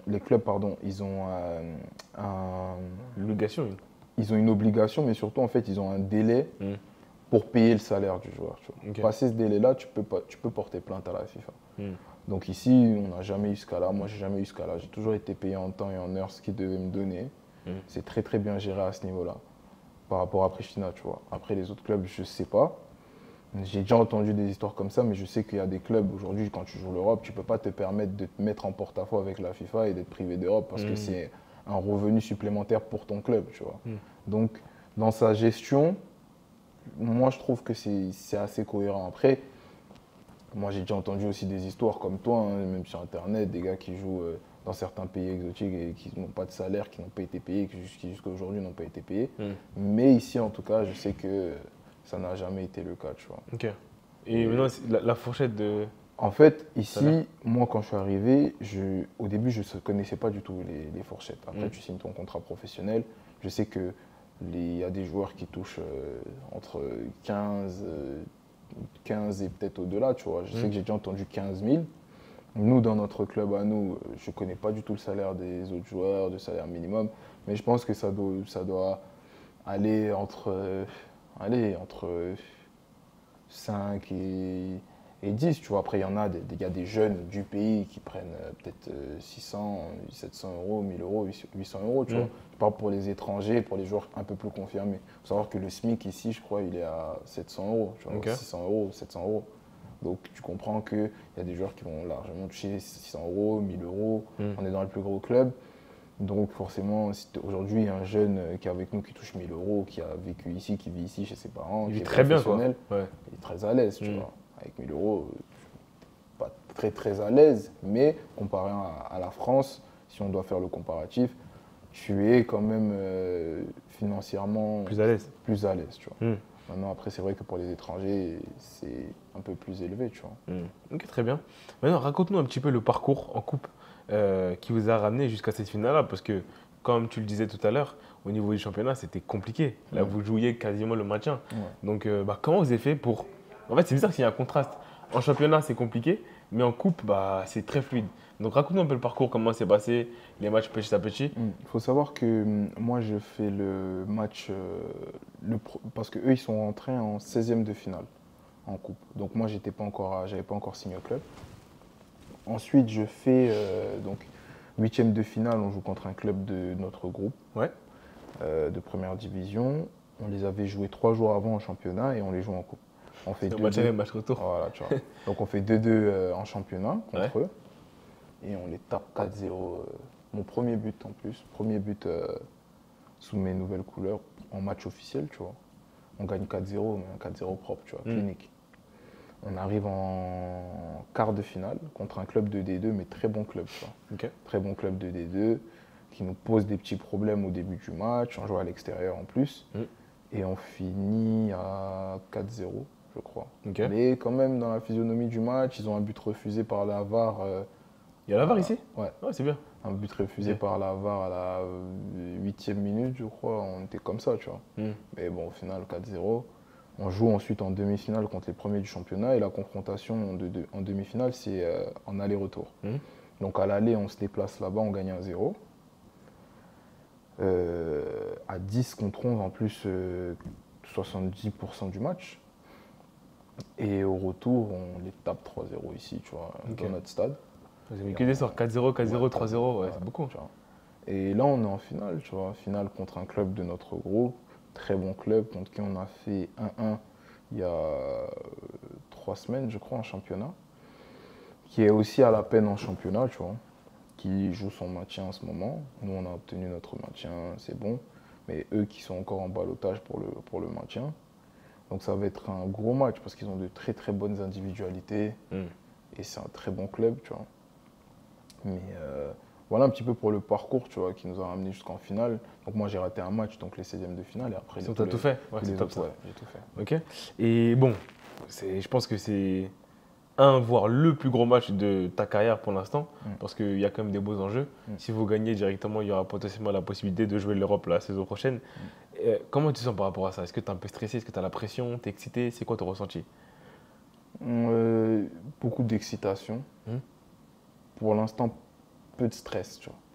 Je ne stresse pas du tout. Après, c'est fait pour aussi, tu vois, on est depuis 2 jours en mise au vert. C'est pour éviter toute la pression extérieure, tu vois. Là, je te prends un exemple, quand on fait la marche le soir, depuis 2 jours, on est à l'hôtel, mais le soir, on fait une petite marche.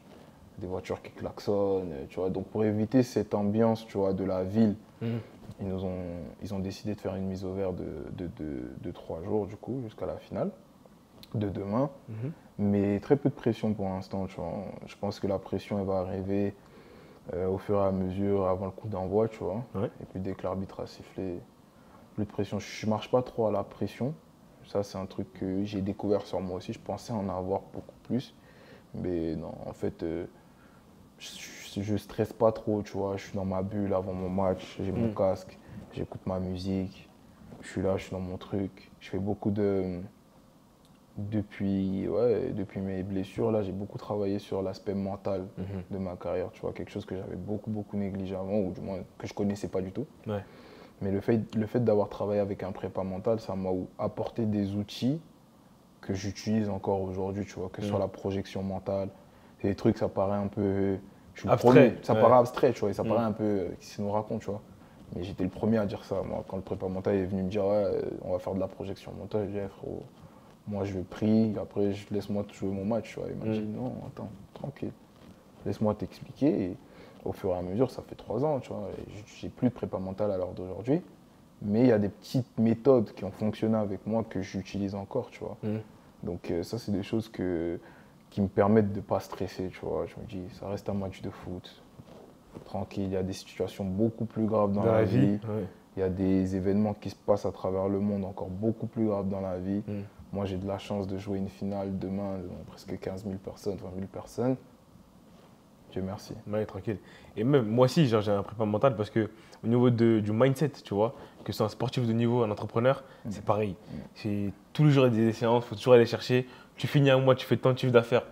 À partir du premier du mois, tu as oublié, c'est encore un nouveau mois, tu as des équipes à payer. Donc c'est du stress, c'est beaucoup d'investissement et surtout beaucoup de travail.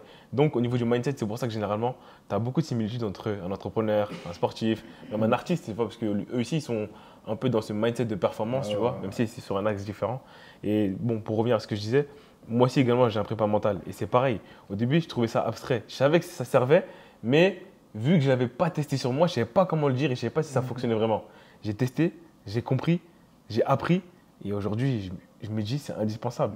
Si les jeunes joueurs peuvent avoir ça à l'âge de 13, 14, 15 ans, aujourd'hui, ils vont exploser. Et en fait, ils vont éviter beaucoup d'erreurs et comprendre beaucoup de choses. Exemple, tu as parlé de la pression. Aujourd'hui, la pression, ce n'est pas quelque chose de négatif. La pression, c'est positif. Pourquoi? Parce que ça permet tout simplement à ton corps de se mettre dans les meilleures dispositions. Si tu n'as pas de pression, c'est que finalement, pour toi, c'est un jour banal, tu vois. Alors que quand tu as la pression, physiologiquement, qu'est-ce qui se passe? Ton cœur s'accélère. Cela veut dire que tu as plus de sang qui va irriguer tes muscles, ton cerveau, donc tu seras plus actif, mieux prendre l'info, mieux courir, mieux récupérer. Tu vois, donc au final, c'est forcément positif. Et dès qu'on te fait comprendre ça, bah, directement, tu seras dans les bonnes conditions à l'instant T, tu vois.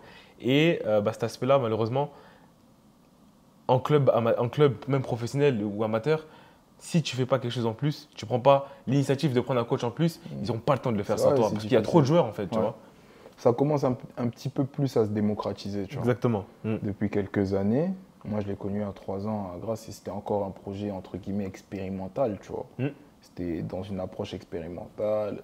Mais aujourd'hui, c'est vrai que plus tu avances dans le niveau, plus tu as ça, tu vois. Plus tu as un préparateur mental, plus tu as d'outils de performance, tu vois. Quand on voit qu'aujourd'hui, les scans, par exemple, moi j'ai suivi un peu, cette année, ils ont une cellule performance, tu vois. Ils ont une cellule performance. Comme on pourrait avoir un prépa physique, ils ont une cellule performance basée sur tout ce qui est entretien mental, etc. Tu vois. Et ça, c'est magnifique. Mais c'est vrai que c'est quelque chose qui est en train de se démocratiser, mais qui est encore trop peu visible dans le monde amateur, etc. Et je me demande même, en fait, à des degrés, à des échelles différentes, mais en gros, dans un club amateur, tu as aussi de la pression. Tu vois, tu la vis aussi différemment. En tout cas, pour quelqu'un, un jeune qui est dans un club amateur et qui a cette pression de la réussite, il vit la pression d'une façon différente. Tu vois. Il en a tout aussi besoin qu'un professionnel qui est déjà dans sa, tu vois, dans son... Une échelle différente, quoi. Ouais, tu vois, à des échelles différentes, mais ça reste quand même quelque chose d'important. Et après, c'est à chacun, et on arrive à ce moment-là où on en parlait en début d'interview, de dire que faut que tu en veuilles plus que les autres, parce que si on ne te le donne pas, est-ce que toi, tu as en capacité d'aller le chercher toi-même? Parce que c'est un investissement que tu fais sur toi-même à un moment donné. Tu fais cet investissement sur toi-même en disant, j'ai besoin de ça, j'investis pour avoir un résultat positif derrière. Tu vois. Donc, exactement. Et aujourd'hui, ça se passe comme ça dans la vie. Pareil. C'est pareil, moi au début, il y a 5 ans qu'on s'est connus, je n'avais pas toutes les connaissances et les compétences que j'ai aujourd'hui. Mais comment je les ai développées? Parce que j'ai investi en moi. Et ça me permet de faire beaucoup plus d'argent et d'avancer tout simplement dans ma vie. Tu vois. Donc ça, c'est très bien. Ok. Toi, demain, il y a la finale. Vous allez jouer, etc. Vous gagnez. Tu marques, scénario parfait. Qu'est-ce que ça représenterait pour toi? Ce serait une belle revanche. Tu vois, une belle revanche sur beaucoup de choses de ma vie, tu vois, dans ma petite carrière footballistique. Mais une revanche aussi liée aussi, pareil, on en revient toujours, mais à mon ego, tu vois. C'est-à-dire que je me dirais, ok, tu as fait ce pas-là. Mais tu as dit un truc qui est très très important tout à l'heure, c'est que à l'aube, genre en mode à l'aube du succès, ou du moins quand ton succès arrive, tu vois, quand il y a un moment de joie, faut te dire que c'est l'aube d'une nouvelle épreuve, tu vois. Donc je vais fêter comme il se doit, franchement frérot. Je vais fêter si on gagne. Cigare toute la totale. Ah ouais. Mais il y en a plein là. Ouais, cigare, lunettes aux clés, comme ça c'est la mode là en ce moment. Ça. Et après, vacances, profiter, parce que frérot c'est important, l'aspect mental c'est aussi ça, savoir tout relâcher. C'était une saison compliquée, tu vois, avec beaucoup de pression, beaucoup d'enjeux. Ouais. Et après revenir, tu vois, on n'aura pas beaucoup de temps de vacances pour préparer l'Europe. Et après entamer l'Europe avec un nouveau challenge. Première finale et peut-être premier match d'Europe dans quelques semaines après, tu vois. Donc, ok, c'était bien la première finale. Il faut passer à autre chose, c'est toujours comme ça en fait. Premier match toujours aller chercher, reprouver, etc. Et après le premier match d'Europe, si tu as gagné, tant mieux. Après, il y aura un deuxième, parce que c'est le deuxième où tu prouves au fur et à mesure. Et ce sera comme ça une boucle, et c'est ça qui me fait plaisir, tu vois. Ça me fait plaisir parce que c'est des nouveaux challenges, mais de plus en plus importants, tu vois. Et c'est dans ce sens-là que je me dis que ouais, demain, ça peut être une belle victoire pour moi. Je serai content aussi pour ma mère, parce que malheureusement, elle ne pourra pas être là. Mais elle a fait énormément de sacrifices aussi, tu vois. Pour moi, pour ça, tu vois. Et c'est une petite victoire en soi. Mais ça reste une putain de victoire pour moi. À ton échelle, c'est une très grande victoire, tu vois. Il ne faut pas minimiser. Il ne faut pas toujours se comparer aux autres. Non, c'est ça. Il faut se comparer à soi-même. C'est comme ça que tu avances petit à petit. Et ça, c'est super. Ok. D'après toi, qu'est-ce qui fait la différence entre les joueurs qui arrivent petit à petit et les joueurs qui abandonnent au bout d'un moment? Alors qu'ils pourront avoir potentiellement le même talent, tu vois. Qu'est-ce qui fait la différence sur le long terme? Le mental, rien d'autre. Tu vois, c'est le mental. C'est ta capacité à résister à l'adversité. Tu vois. La résilience. La résilience. Tu vois, genre, en gros, c'est ça en fait. C'est que chacun a sa méthode, tu vois. Moi, je sais que je me confie énormément à Dieu, tu vois. Je me confie énormément au Seigneur parce que même dans les moments où j'ai cru que c'était fini, tu vois, j'ai cru que, bon, ça y est, il y a toujours eu quelque chose derrière, tu vois. Et ça, je ne saurais pas comment te l'expliquer, mais ça m'est arrivé tant de fois qu'il n'y aura jamais une fois où je vais me dire « Ah non, c'est bon, il m'a abandonné. Ça m'est trop arrivé. Tu vois, je me souviens, mais sur des trucs importance max, comme sur des trucs en fait qui n'étaient pas... Genre en mode qui semblait banal, tu vois. Et en fait, je me souviens, on joue un match ici contre le deuxième du championnat. Et je fais un match incroyable. Et je rate. Face à face, je rate. Et à un moment donné, je rate peut-être 2 face à face, tu vois, dans le match. 2 face à face que je mets. Habituellement, je les mets. Mais là, je rate. Une frappe qui passe à côté. Alors que normalement, tu vois. Et à un moment donné, je sais que je regarde des tribunes comme si j'ai l'impression que tout le monde me fixe. Tout le monde. Parce que c'était un match super important fallait pas perdre ce match-là. Fallait au moins aller chercher le nul chez le deuxième, tu vois. Et on avait les occasions. On prend un but. Mais le coach ne me sort pas, tu vois. C'était le coach Cavalier à l'époque. Il ne me sort pas. Et je suis là comme ça, et à un moment donné, j'ai la tête au sol. Et je me souviens de ce match-là parce que c'est vraiment une référence pour moi. Et je dis dans ma tête comme ça, non, Seigneur, tu ne peux pas m'abandonner. Je te jure, à la 93e minute, je reçois un ballon. Le but le plus dur que j'ai eu dans le match. J'ai mis enroulé, petit filet, but. Ah, j'ai vu, tu as mis en story, je me rappelle. Ouais. Tu vois. Et alors que j'ai des face à face avant, tu te dis, mais c'est qui lui, tu vois. Tu n'avais pas couru vers le coach après, si je ne me trompe pas? Non, pas le coach, en fait, vers un coéquipier à moi. Ok, ouais. Ah, mais en fait, un trop plein d'émotions. Parce que genre, moi, je me dis, mais non, il ne m'a pas abandonné vraiment. Et tu vois, sur ces trucs-là, comme sur des trucs beaucoup plus importants de ma vie, même d'un point de vue personnel et tout ça, tu vois. Et chacun, pour revenir à ta question, chacun a sa méthode pour justement passer outre ces difficultés-là. Tu peux avoir, il n'y a pas de bonne ou de mauvaise méthode, il faut juste s'y tenir, tu vois. Ça, c'est le truc, il faut s'y tenir à cette méthode-là. Moi, comme ma méthode, c'est Dieu, je suis obligé de m'y tenir, dans tous les cas. Et donc, c'est juste une question de mental. Il y en a d'autres, c'est autre chose, ils se raccrochent à d'autres croyances ou d'autres choses qui leur sont propres, tu vois. Ouais. Et donc, voilà, c'est un petit peu ça. Non, je suis complètement d'accord. Et tu vois, moi, par exemple, cette résilience, je trouve qu'avec du recul, en ayant grandi un petit peu, je trouve que je n'avais pas assez à Cannes, tu vois. Parce que je suis arrivé dans un contexte où le coach me voulait à gauche. Moi, je dis non, je suis latéral droit, je joue à droite. Alors que y avait Giovanni qui était avec toi déjà la saison d'avant, qui était titulaire. Et je me suis dit non, j'ai les qualités pour jouer à droite, je vais jouer à droite. Du coup, je me suis entêté. Finalement, il m'a pris quand même. Parce qu'il a vu que j'avais certaines qualités. Bon, au final, j'ai pas joué. Je fais une bonne semaine, ok. Bon, je suis pas dans le groupe. 2 bonnes semaines, pas dans le groupe. 3e semaine, on doit jouer Nice. Le coach des gardiens, je ne sais plus comment il s'appelle, il me dit ouais, c'est bon, tu seras dans le groupe, ta semaine elle est parfaite, le coach est content de toi, etc. Le coach il fait le groupe, il ne met pas dedans. Pétage de plomb. Des pétages de plomb, tu vois ce que je veux dire? Mais en fait, à la finale, si j'avais pu changer ma perspective et avoir cette résilience de pouvoir rebondir, tu vois, je pense que je n'aurais pas eu des petits accrochages avec le coach qui m'ont d'ailleurs desservi, qui ont fait que vas-y, lui il n'est pas mature, ça y est, je l'écarte complètement, etc. Tu vois? Et cette résilience, moi, comment j'ai fait pour la développer, c'est tout con. Tu vois, lorsque je suis rentré à Paris, j'ai commencé à travailler un petit peu dans la vente. J'ai fait pas mal de porte-à-porte. Tu vois toquer chez les gens. Ils disent oui, non, claque la porte. Oui, non, claque la porte. Et tu vois, des non à répétition, je te jure que ça développe un truc dans ton cerveau. De vraiment, quand tu as un non, en fait, le non, en fait, c'est l'opportunité d'avoir un prochain oui. Tu vois. Et en fait, si ce petit truc, je l'avais pu le développer en amont, je pense que ça aurait pu être un petit peu différent. Tu vois ce que je veux dire? Donc, c'est pour ça qu'en réalité, c'est la vie.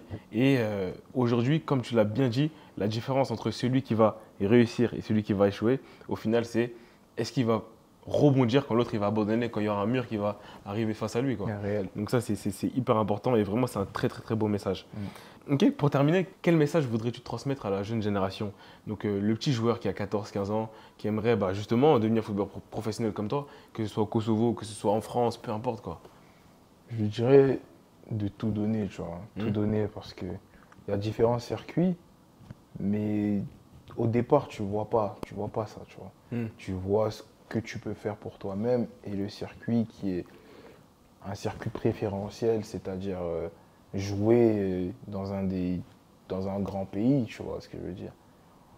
Après ça, je lui dirais, si déjà tu es dans des bonnes conditions mentales, physiques, que tu as des aptitudes et que tu joues, si ton bonheur ne se trouve pas quelque part, il se trouve forcément quelque part d'autre. Il n'y a pas de petit succès, il n'y a pas de petit job, il n'y a pas de petite Coupe d'Europe. Là, si on se qualifie, on joue les barrages de Coupe d'Europe, quoi qu'il arrive. Tu vois. Et en gros, il faut avoir déjà cette aptitude à l'aventure. Aller à l'aventure, ce n'est pas tout le temps facile, mais il faut s'armer de courage et des fois prendre cette décision-là qui n'est pas toujours évidente. Tu vois. Une fois que tu l'as prise, il faut t'y tenir, il faut croire en toi, et après, il faut travailler. Tu vois. C'est une question de travail, c'est une question de travail, d'abnégation et de discipline, tu vois.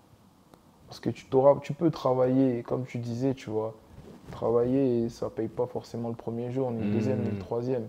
Mais quand tu as intégré dans ton cerveau que c'est la discipline qui prime, peu importe que ça marche ou que ça marche pas, tu vas travailler quand même. Et avec l'effet cumulé, au bout d'un moment, Exactement. il y a forcément quelque chose de positif qui va ressortir. Voilà. Ok, en tout cas, je trouve que c'est un très beau message de la fin.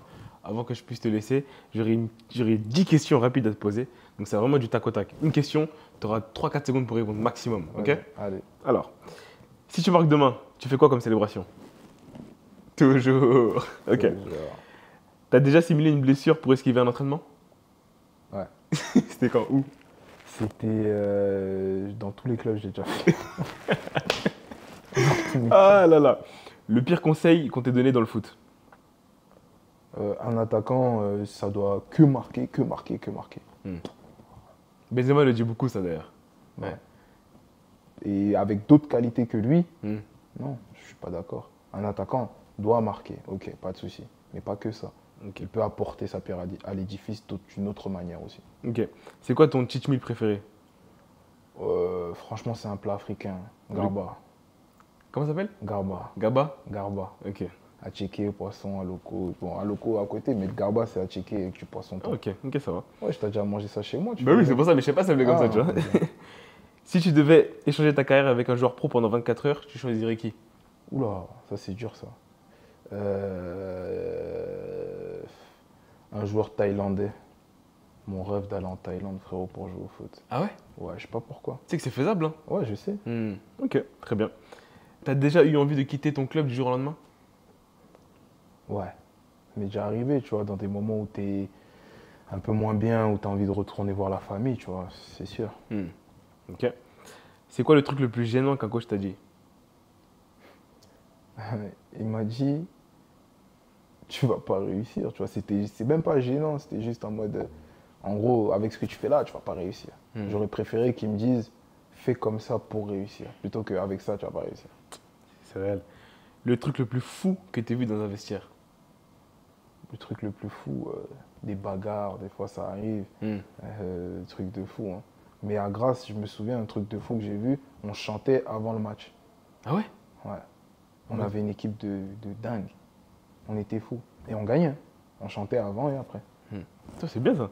Si demain vous gagnez, célébration dans le vestiaire, tu mets quoi comme musique? C'est pas moi qui mets la musique ici, mais je pense que je mets 4 campés. Ok, très bien. 4 campés full dans le vestiaire, lunettes, cigares. Ah. Ok, ça me va. Odesse. Ok, bah en tout cas, merci Axel, et on se voit Mon demain frère. pour le match. Merci pour ça. Allez frérot.